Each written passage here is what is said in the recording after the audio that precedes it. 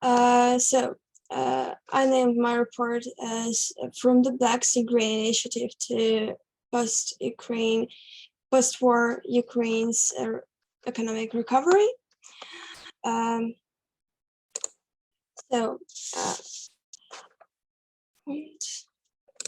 Okay. Ukraine is the top 5 global exporter of grain, and that is why restoring agriculture sector is an important part of the whole economic recovery and sustainable growth of our country. Russians' attacks damaged a big part of a huge source of Ukrainian income, ability to grow and export grain. Before the full-scale invasion, Ukraine's agriculture sector accounted for 11% of country's GDP. We have already started to restore our agriculture export by the Black Sea Grain Initiative. This is a deal that is aimed to help Ukraine export its agricultural products from the Black Sea ports. It helps both Ukraine and the whole world to stabilize global food prices. But this deal does not restore Ukraine to the pre-war capacity to export grain. How can we restore our agriculture sector after war? I have chosen several parts that we have to restore, first of all. So let's move on to them. First of all, it's solving logistic problems. So road and railway infrastructure is the key for ensuring that Ukraine's agricultural output circulates internally and internationally. Russia's full-scale invasion caused extensive damage to the transportation infrastructure, which is an important part of agriculture transportation. Damage to the road network has already been caused to the amount of 973 billion hryvnias. More than 25,000 kilometers of roads have been damaged already, and these damages are not stopped now. To recover, we need not just to rebuild our roads and railways, but to do this according to European standards. We should bring Ukraine's rails and rail cars in line with European standards, as it described in Ukraine's National Recovery Plans project. It is also important to change the size of Ukraine's grain hoopers according to the European standards. Ukrainian-sized grain hoopers are too large for European railway platforms, and this presents some problems outside Ukraine. Also, this can be done by providing some subsidies to Ukraine to produce or to buy European-sized grain hoopers. European standards in transportation system will help Ukraine to transfer more easily through our borders. Also, we need to improve our storage capacity. For growing our export potential, we need to restore both transportation and storage of agricultural products. Ukraine's pre-war agricultural storage capacity was 75 million metric tons, and over half of the capacity have been damaged or destroyed due to the war. It is predicted that Ukraine will face storage deficit during the nearest time period. Also, it's important to understand new labor needs. Due to the war, the needs of Ukraine's agricultural labor force have changed. Our agriculturists will definitely need new technologies and tools to boost productivity of our agriculture sector after the war. In places directly affected by fightings, other farmers require removal landmines from fields and to replace equipment destroyed by Russian forces. Technicians operating new infrastructure and technologies may also require new training and certification. This can be done by foreign investments in providing better conditions for people working in agriculture. Education of new people for agricultural sector requires a lot of time and changes in current educational programs in universities. These programs should become modern and connected with new European standards. We also need to create centers for requalification of already working labor or provide them some courses abroad.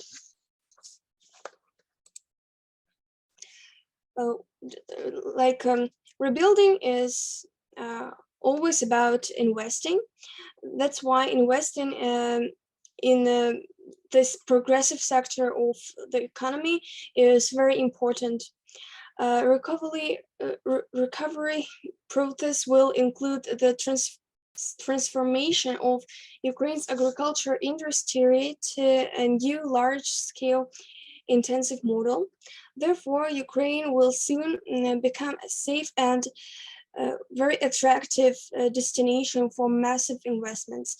And I want to tell you some reasons for this.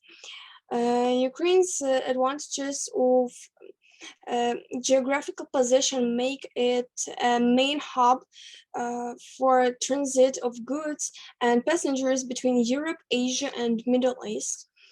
Ukraine has a favorable climate for growing crops. Also, high level of exports in economy and top position nowadays in the world market. Ukraine has cheap and well qualified human resources. So to sum up, with additional investments in management, education, irrigation, farming techniques, logistics, and value-added production, our country is poised to double its food exports. Realizing Ukraine's contribution to the global food security, agriculture sector should be one of the main sectors to recover. So thanks for your attention. If you have some questions, please ask them. Thanks for your so deep analysis and good presentation and good points also that this food crisis actually illuminated how we are interconnected and the problems in Ukraine, they are just reflected in all pieces of the world. Yerseny. Yeah, Elizabeth, thank you very much for the presentation. I have like also curiosity question. What do you think? What's the most important mean of transport when it comes to ensuring that the grain agricultural part of our economy works fine? You said about railways, right? But what do you think about, like, for example, sea shipments and so on? Oh, yes, that's thanks for your question. Shipment is very important part of our exports and transportation. of our goods, but like for recovery, our sea didn't damage so much as our roads and railways, so shipment is very important also. But and we and now we have this green initiative that helps us not to stop our exports, but how to say, we need to restore our roads and railways first to rebuild our country quickly. Okay, roads and railways. Thanks. Got it. No more questions. Okay, thank you, Dr. Thomas Gomez. Thank you, Elizabeth. It was very intensive and very, like a very broad discussion, if we're going to consider that way. However, you have mentioned very clearly Ukraine agri-economy contribute 11% GDP, which is very huge part of the total GDP economy. And also, we have observed actually that the recovery of the agri-economy is kind of emerging priorities for Ukraine and for internationally. And also, you have mentioned about the agri-economy relates with the transportation, logistic, technology, and is a lot of kind of infrastructure systems. However, my question is here for you.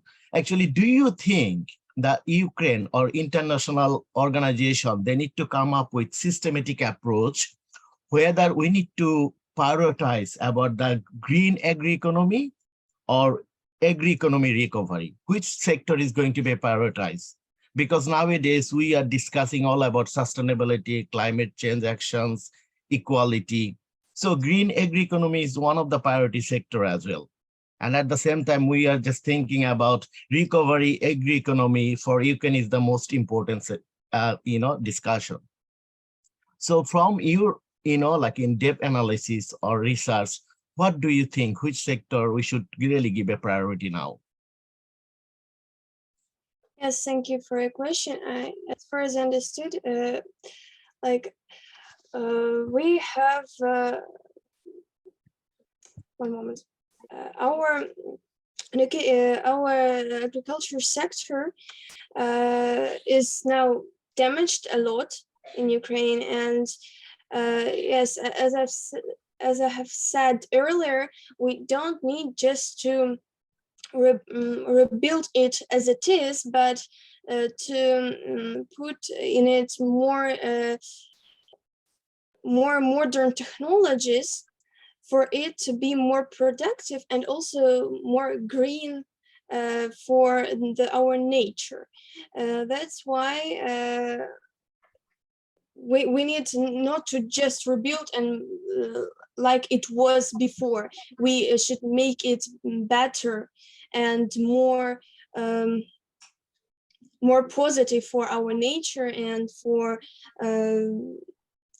again, we should put it in European standards for it to be more great like this.